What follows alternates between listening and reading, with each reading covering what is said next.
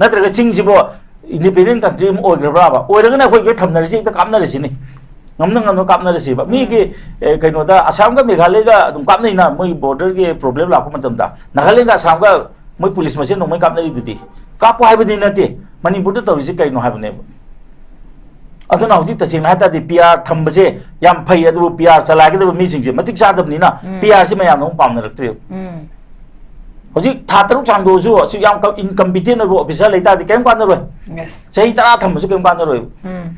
अदुदि लायदना अखोइना वारकदब तौ missing the Moina हेना मजु मंगक जुम कांगकरेबा हाना मयाम नदि popular government high को आदि पॉपुलर गवर्नमेंट सोय हाइनिंद्रे रिप्रेजेंटेटिव गवर्नमेंट हाइबदि या हौजि पॉपुलर ओइब्रो ओइदब राइ तो तोंगान बौजिकने भोट लौनबो मतमदने को आदि चार्ज से को आदि चामद मोय 10 कुन मंगाय फंगि फंगनोदा पॉपुलरिटी दि को पॉपुलर गवर्नमेंट दे हाइबि सुङा यारे हौजि मिहुत को मयाम गी मिहुना पाम लेबा लेगा हाइबदि अदो पॉपुलर गवर्नमेंट हाइ तागदि आई मसि ओरो इन थाजैबा अदुना समाइन तौदना लैबा पोचिदा असैगी को हौजि अमा खंदे पीआर सांगदो पजि सोइद्रे अनोबा चीफ सेक्रेटरी अमसु लाए अदुनदि थबक तौबो मतमदा फजन तौबियु को अदुगा याम लुबा तंजादा मुखोइना को मतिक चारबनि हना खंबिरिबा सीएसओ मयामगी मतेंग लौबियु अदुगा सीएसओ मयामगी मतेंग लौरो मतुंगा सगे खोइ मपान लैरिबा सिंगजे मसिदिदा अमोना कनो पीजे हंजलंग तौबियु मसिना अहाम फेज ओर मतुंगा मसागे खोइ मथंगी फेज दा चिंकाबा यारकदरि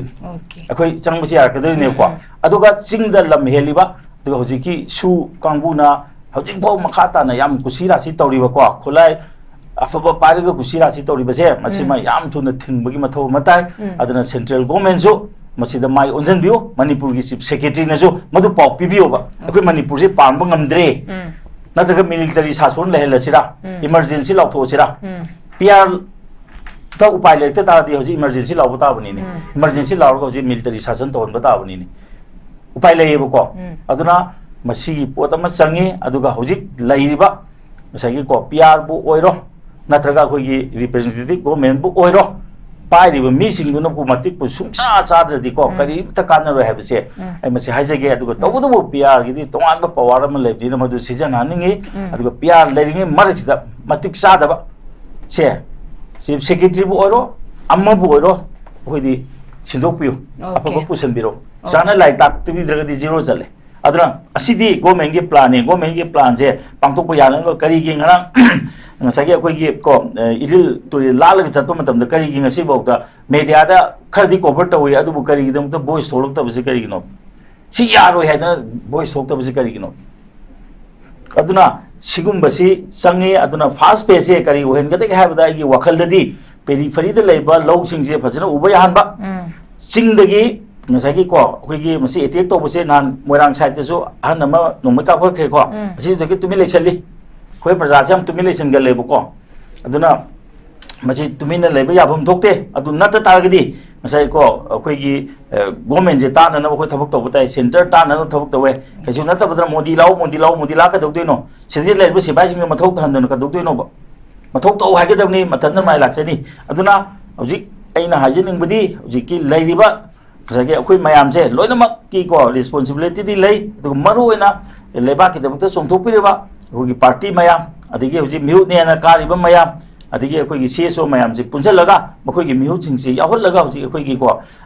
सगी पीस कमिटी हागेरा नत्रगा रिहेबिलिटेशन कमिटी हागेरा मसी अमम सेमगा ngसागी फजना प्रॉपर प्लानिंग तौगदबनि मदुदैदा सिक्योरिटी डिप्लॉयमेंट अवात लेरमे हेन हापसनगदबनि अदुगा मसी अखोइ सुगे कांगुना ngसागी मनिंग दे लेपग को लम हेनबगी थबकसिदि को मै वारकदबने को अदुना मसी एक तौद्रिबोगी यारोय अदुना अखोइ से ngसागी को कनो से हुजकी लैरिबा पालिबा पीआर की मको ओरिबा गवर्नर अदिगी ngसागी चीफ सेक्रेटरी डीजीपी फमी नगदबनी ओइ चीफ सेक्रेटरी सु सेनगरे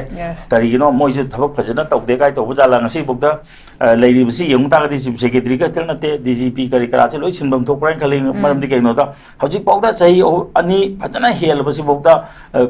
ngसागी कोगी को तौरेबा थबकसिदा याम यांगजना तौबो ngamdaba याम थुजन तौबो ngamdabase मसिगी मोइगी असोइबा लैरमगदरा अदुगी ओरिरा नत्रे माइ मतम यामब्राम दि हाइले अदुगा तसेंगना हाइतागदि टॉप ऑफिशियल से को मसिग ngसागी मतंगा ओनबगी आइको सिंदोक सिंजिन तौरगे हेन मतिक साबा मा पुछलपगी मतम चाइदि ओइरब्रान खले अदुगा हुजिकी लैरिबा third phase ahum thongna pusan gani harga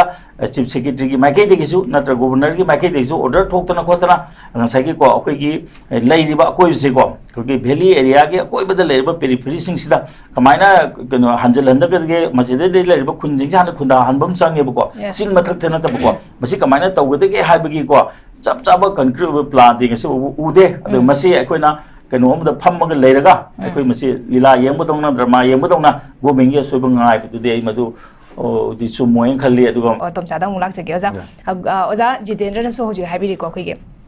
resettlement gi matang da khoi government ki side gi support am khak lai phase ahum thong na have tare moi plan tarip se December 2025 ki December 4 ki manung da khoi gi phase ahum sigi oina khoi gi Manipur da lai ba 350 relief camps koi close so gi koi plan am khak yat pa have tare hariba plans da khoi gi nau na yum sa gi khoi gi financial support pi gi matang yauri ri health care gi adagi IDP sing se makoi original mafam sing da khoi gi lehen ba na tragana government na temporary wena saga dori ba khoi gi yum sing sa lehen ba gi si yari masida IDP sing na amung chamam nari pasina khoi gi mamang dagi song na IDP sing gi pira iba facility sing sa khoi mapung fan IDP sing da fangi bra fang da bra habisi gi chamam da bam khak lai banina hariba hosiki lairi base 3 phase oina phase ahum lak thoina khoi gi December 2025 phawgi manung da khoi gi relief camp sing sa loina bak lon sa close option gi ne habi posi kadai phawba khoi oi thok pa yaba gi possibility lai na khanbi oza masing matang da possibility or benatraga or by se government ki plan da phase ahum thongna changhan gani hare si na ti agadra thabak oina pangthok ko ma changi yes aikhoi si babuk tongna yengaga government to bulila du yeng doribra natraga na government na semai ba plan si mapung phana pangthok kadra pangthoi dra na ko yengjan ga doribra akhoi ju Manipur da loi khange lamen ko last thaba thika ta na phajana tharoi lekai yi mi chong thoraga chidi phatte nai thabi yaroi ha kanda authority laga phajana thagani atei di kabuk sabuk toroga dum chakhini khabar kagaz da kari da panglaw law no tongan bam ne adumai tawdana hojiki phase hum thungna changhan gani hari basida sage ai di ha na madu hek harak pagan khana nei na bam da yaujagre aina se dum haijaga thau pangtho num changi akoi se hoje Praja ki damakta ni haidna chongthore bisi mi singsi ki mathau se karino party ki mathau karino CSO ki mathau na karino aduga victim oiba mi singsina hoji ko chen gada adu hoji ki tobo matam sida ngara hariba dolai thabi pukhau adu da na hariba singsi singi jaga na te koi tampa ki jaga more de ki tanthore chojam bodi tanthore esen toan bam ne ba asidi koi oiba mafam ne masida sangubu matam da moina ga thitan ga tormi se aduna di kari ta ke haibum tamda mafam digi mihu to ka dogdan leige moina jaga do constituency amana di kolongani ko madugi MLA du ka dogdan lei madu adai gi leader du ka dogdan leige go mena smai togna phase hum thokna hanjan gani hai ta ga di makoina togdana ngasai gi hoji am samna harbada hanjan da bagi wa ji to ga ko gi tampa ki leiba area si secure tongna ba moi ngasi bok to government da chatlag hai ru bra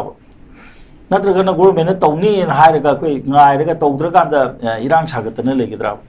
aduna de khoi gi tho ma leba khoi gi dong ta thopi reba si so adu mangai political party sing so ngai moi ma thawai yauna thabak tawbi ma sang da bra yam sana da governor gi manak ta sang ga noi na sumaina phase hum thongna chat kan hare adu ta da khoi ma gi di kamai tawre khoi ma gi masida relief ki matang da noi karamba committee se me ai kenam ta haje ke ko relief committee sing se da local gi leader de lona ma yawi ko masi lona ma yawi masi ko adige IDP manung de gi ju khallag ma no hapali yam nungai ta bangarang han thokle ai ma du Facebook to thengna ba male sagi RTI thab da baw ji sumpi pi ten lai thoga len adu ta da khoi masen je cha thokna dana lai rabra mi amagi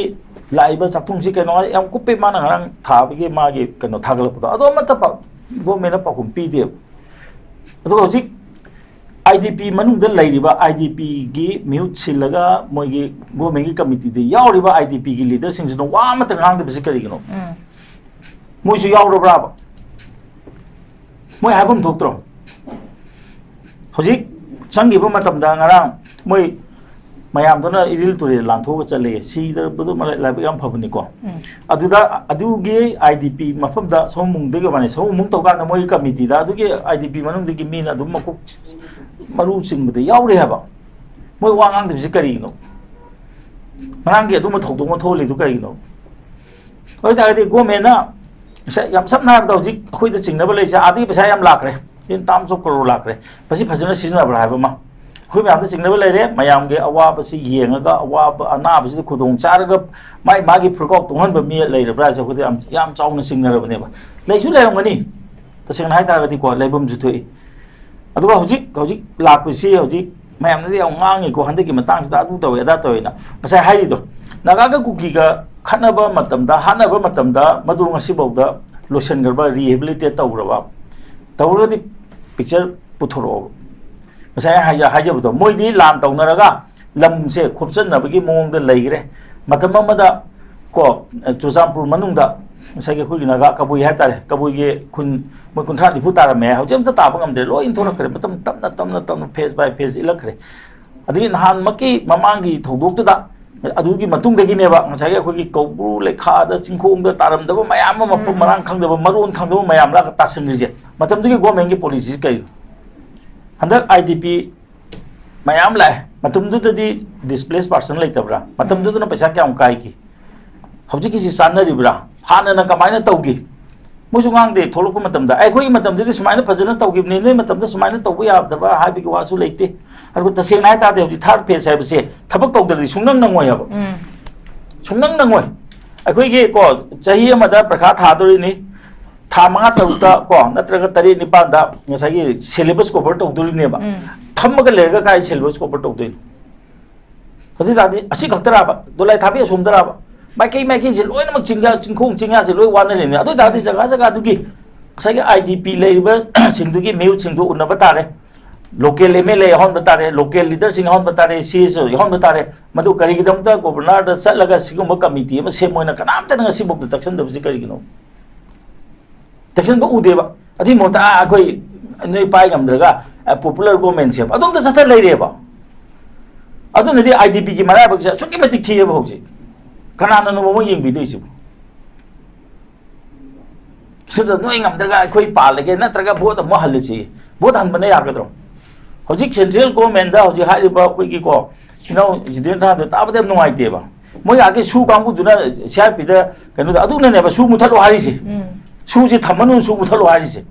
kari dam ta adu dai da sipai phajana thamdana khotana kari gi sebo hen da no ba hojik mitei na chingi khunam ta je khoi noi leiba ya roi na traga moi akoi na akiba khangba piba leibra ba pik ka bajiri la bi stil leiba pik karba khun ko kotle na chida leidu mo ingna chingna dum lei ne khoi mitei sin mo da thritan tor bu su leite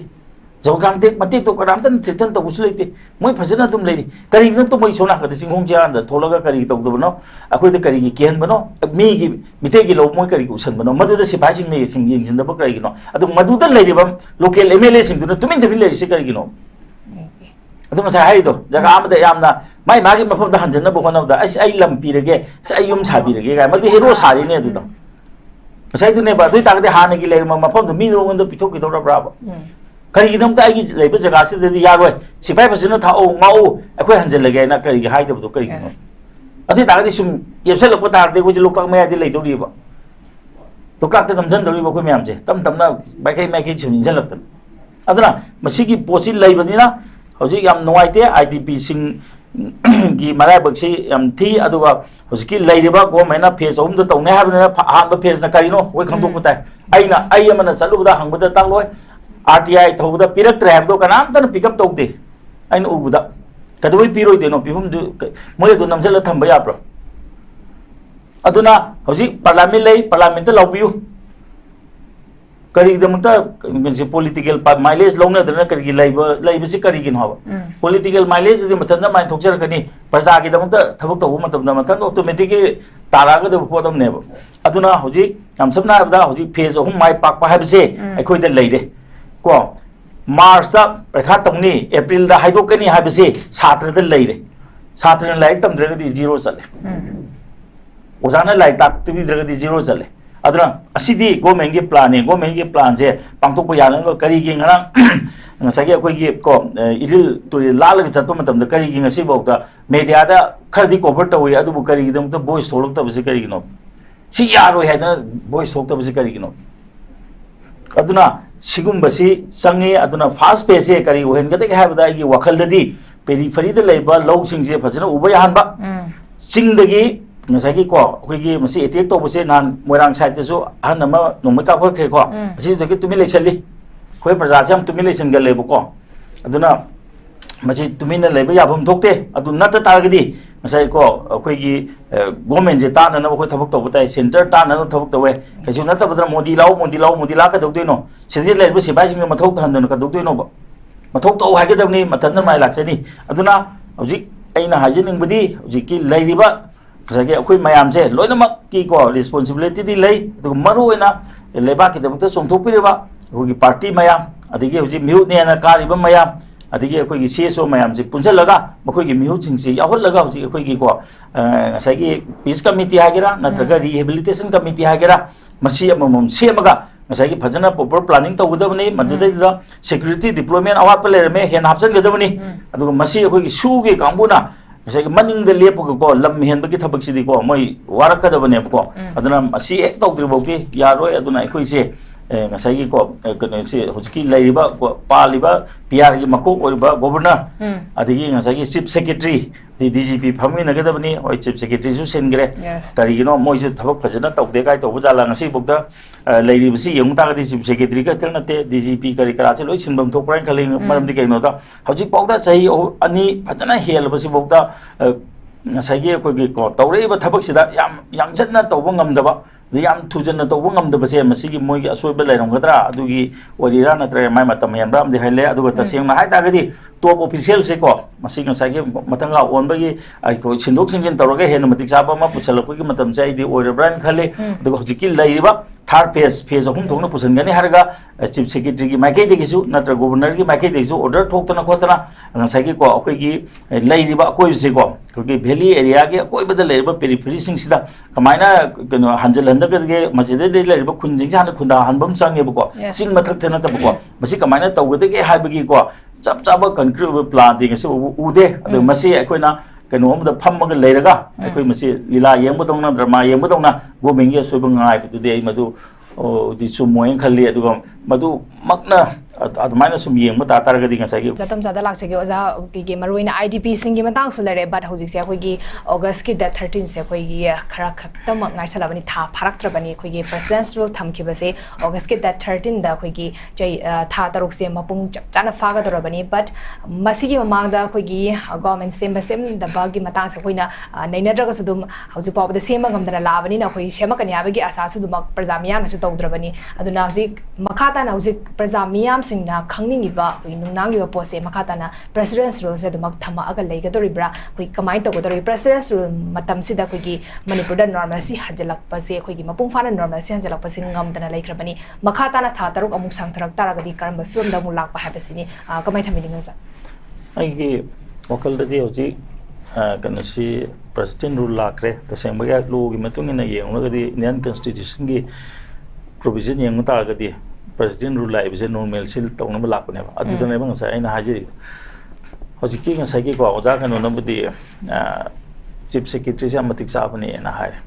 आइना येंगो मतमददी मा से मतिक सामदि अदु तौगदो थौते am तौते नानबा MST थाब गाड़ी चंग यारो मा तुमि ले केगिनो मा खुदकता मा is the head of the को एडमिनिस्ट्रेशन मा जिसे मिनिस्टर के पोजीशन से नत्र मा ले चीफ सेक्रेटरी जो मा गाड़ी तुमि न लेबनो नंबर 1 अतोपा मा हंदक मणिपुर की इरांग सिलुशन बहोनो तंदा मिनिस्टर ऑफ होम अफेयर्स ना कना कना की मतेंग लौगे मणिपुर की सीएसओ मयाम सिग मतेंग लौरि नत्रो अदुने बे अंग सा हाइजबदो थर्ड 3 फेज संगना हंजलन गना है तागदे हजि के लेब सीएसओ सिंगचे मणिपुर की काचिन खुया थोंना को माइ मागी यूनिट लेनरिबा मनि आते मकोइ जे करि दमत मोइना मोइगी मतेंग जे करि लौदबनो अने हाजिदने को सीएसओ सिंग तुमि लेबिगनो आइसे मोइगी मतेंग करि लौदबनो मरमदि कैगनोदा हजि की मफम दुदा हंजलहनगे हाइबा तारगदी moi khakta nei ta sang ga ya ga dara hojik tor mi dini ne moi sibai moi gi CRP thame sibai tu ne sangan diri wa na sum gi tari adu ne ya ga dara adi atopa mana hojik ki leiba mafam si ai jaga ani kolong gadra khale amana khundra pom orang modi amna lamlai orang modi isan san ne to aduna amma khangde sagi miut am dilai ri dna ma kari gi sin da bano go mena ma sin da bom thok to bro ma di kana his local leader ko aduna di admai to biyo ma ke se natra moyang gi su to biyo isempur gi to biyo adi ngarang nahan koi gi kano da kangsu lom da natro pheng lom natro moina a kano to re mai tha re kholen to irang ama lakya na to bo da kari gi sumna kan da kari gi to bi da ge ba admai to dana sagi hoji kil lai ri ba koi gi ko CSO is content tini public ki work to kambu ni na da adu mak to na bu moi na da kaur ga wari sari ne ba min so mo biar na do da ga moi ji sin na bi thambi o ha ni da committee thammu committee am kang centralize to ga lo no to ya centralize da su committee lai te ne hoji adu ma ma thanda na ai ga no se phase hum thong na to ne ga ma na so na ga da ko law lai ya bro hot um de kare no ui ha gari gi helmet up ta ba pha ga ne ha ga le natra sumna kadana mayam na kari lauri bod hol na leibi adre haire ma adu de sem na budi kai dorong ge ba bod hol mayam do ma na sem na ba kai dorong ge ain di chala ge dam ne adu ta ju matam hai na man lei ha ba afum matam da masai awa ba mayam ta na gre ising chaw gre hande ising chaw da kai te ki ba yum do ngo kyam phaje ko akhoi ge kano gi da khura gi da email du na sabi re yam pai atopa da hojik ko mayum se ti eba semjin da ya da bani na semjin thora ba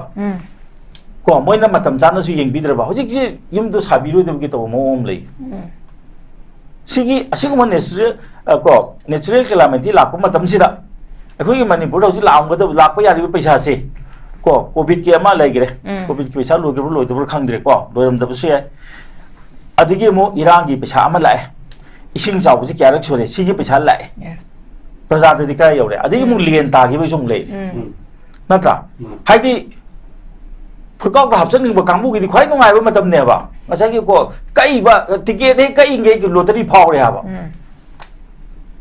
अतुम दो न चथन नरगदि कमाय तौ दुइनो बा अदि SIP से गो मे लेते मतम दि SIP secretary से सि याम चाव थोंदांग लेबु नत्रा माने करि सिजन नगि गे बा माने करि तौरगे बा nan kano na saurei du di smai to dna ising jaw gi leba hap ki to the forest kam bu na thing he de leba ko ta yaro hai ade moi PIL tha ne hai ne ri du ne ba asigum ba asi da tak budi kari no hai bu matam da ko akoi gi chief minister sa thro hai ba mai na ma se adu ma di ma le ba su ya ya ba adu thang do ki bo ram ne ba mam di ke no da ma na ji je leba ki ma ko na pa me da matam ne ba adu ma gi matam si da kari gi ke no da moirang da kanu tau ki budo nomoi ka ki budo ai na sung u matam da moi khara kanu satli na za satli ko dc satli kali kari ba excel lokat pirong ge ba kari kat nati yeng ba satli ba ka do ba yeng ba satli no nomoi ma yeng ba satli bra natraga na masi amona masi bo thon ga no na moi hairam ba lai bra sibaji na moi instruction pi ba lai bra ching de ki sum lam helal ka no je natraga ching si bo independent country mo ogra bra ba oira na khoi ge thamnar si ta kamnar si ni ngam kapna resi ba mi ki kaino da asam ga meghalaya ga dum kapna ina moi border ge problem la ko matam da nagaland ga asam ga moi police machine no moi kapna ri diti kapo hai badi na te manipur da tawisi kaino hai bane aduna hoji ta sing na ta di PR thamba je yam phai adu PR chala ge da mi sing je matik cha dab ni na PR se mayam no pam na raktre hoji tha taruk chang do su su yam incompetent no officer leita di kem kan na roi yes sei tara thamba su kem kan na roi adu di lai dana akhoi na warak ka da ba to mi sing do moi na he na ma ju mangak chum tang ka kre ba hana mai mayam na di popular government hai ko ai di popular government ni songai hai ning dre representative government hai ba di ya hoji popular oi bro oi da right to tongan ba jik ne board launa ba matam ne ko ai di charge se ko di cha ma da moi tara pun mangai phangi phang da popularity di ko popular government de hai ba songai hai ro hoji mihut ko mayam gi mihut na pam ba le ba lenga hai ba di the popular government hai ta ga di mai men si wo ro in tha jai ba aduna smain to na lei ba po chi da asa gi ko hoji amma khangde PR sang thok pa ji soi dre anoba chief secretary am su lai aduna di thabak to matam da phajana to biu ko aduga yam lu ba tanja da bukoi na ko matik chara ba ni hana khanbiri ba CSO mayam gi mateng lo biu aduga CSO mayam gi mateng lo matung da sa gi khoi mapan da lei ba sing je masidi da amona ꯀꯩꯅꯣ ꯄꯤꯁꯤ ꯍꯟꯖꯤꯜꯂꯛꯅꯕ ꯇꯧꯕꯤꯌꯨ ꯃꯁꯤꯅ ꯑꯍꯥꯟꯕ phase ꯑꯣꯏꯔꯕ ꯃꯇꯨꯡꯗ ꯉꯁꯥꯏꯒꯤ ꯑꯩꯈꯣꯏ ꯃꯊꯪꯒꯤ ꯐꯦꯖꯗ ꯆꯤꯡ ꯀꯥꯕ ꯌꯥꯔꯛꯀꯗꯣꯏꯅꯤ ꯑꯩꯈꯣꯏ ꯆꯪꯕꯁꯤ ꯌꯥꯔꯛꯀꯗꯣꯏꯅꯦꯕꯀꯣ ꯑꯗꯨꯒ ꯆꯤꯡꯗ ꯂꯝ ꯍꯦꯜꯂꯤꯕ ꯑꯗꯨꯒ ꯍꯧꯖꯤꯛꯀꯤ ꯁꯨ ꯀꯥꯡꯕꯨꯅ ꯍꯧꯖꯤꯛꯐꯥꯎ ꯃꯈꯥ ꯇꯥꯅ ꯌꯥꯝ ꯀꯨꯁꯤꯔꯥꯁꯤ ꯇꯧꯔꯤꯕꯀꯣ ꯈꯨꯠꯂꯥꯏ ꯑꯐꯕ ꯄꯥꯏꯔꯒ ꯀꯨꯁꯤꯔꯥꯁꯤ ꯇꯧꯔꯤꯕꯁꯦ ꯃꯁꯤꯃ ꯌꯥꯝ ꯊꯨꯅ ꯊꯤꯡꯕꯒꯤ ꯃꯊꯧ ꯑꯃ ꯇꯥꯏ ꯑꯗꯨꯅ ꯁꯦꯟꯇ꯭ꯔꯦꯜ ꯒꯣꯔꯃꯦꯟꯁꯨ ꯃꯁꯤꯗ ꯃꯥꯏ ꯑꯣꯟꯁꯤꯟꯕꯤꯌꯨ ꯃꯅꯤꯄꯨꯔꯒꯤ ꯆꯤꯞ ꯁꯦꯀ꯭ꯔꯦꯇꯔꯤꯅꯁꯨ ꯃꯗꯨ ꯄꯥꯎ ꯄꯤꯕꯤꯌꯣꯕ ꯑꯩꯈꯣꯏ ꯃꯅꯤꯄꯨꯔꯁꯦ ꯄꯥꯟꯕ ꯉꯝꯗ꯭ꯔꯦ नत्रग मिलिटरी शासन लेहलसिरा इमरजेंसी लाउथोसिरा पीआर ता उपाय लेते तादी हजि इमरजेंसी लाउ ताबनिनी इमरजेंसी लाउ हजि मिलिटरी शासन तोहन बताबनिनी उपाय लेयेबको अदुना मसीगी पोत अमा चंगे अदुगा हजि लैरिबा मसागी को पीआर बु ओइरो नत्रगा कोगी रिप्रेजेंटेटिव गवर्नमेंट बु ओइरो पाइरिबा मीसिंगुना बु मतिक बु सुंसा चाद्रदि को करी त कानरो हैबसे ai masi haijage aduga tawdubu PR gidi tonganba power ama lebdina madu sijana ningi aduga PR leringi marixda matik sadaba che chief secretary bu oro amma bu oro hoidi sindokpiu apa bu pusanbiro sikapten okay yam pasan thabikre koi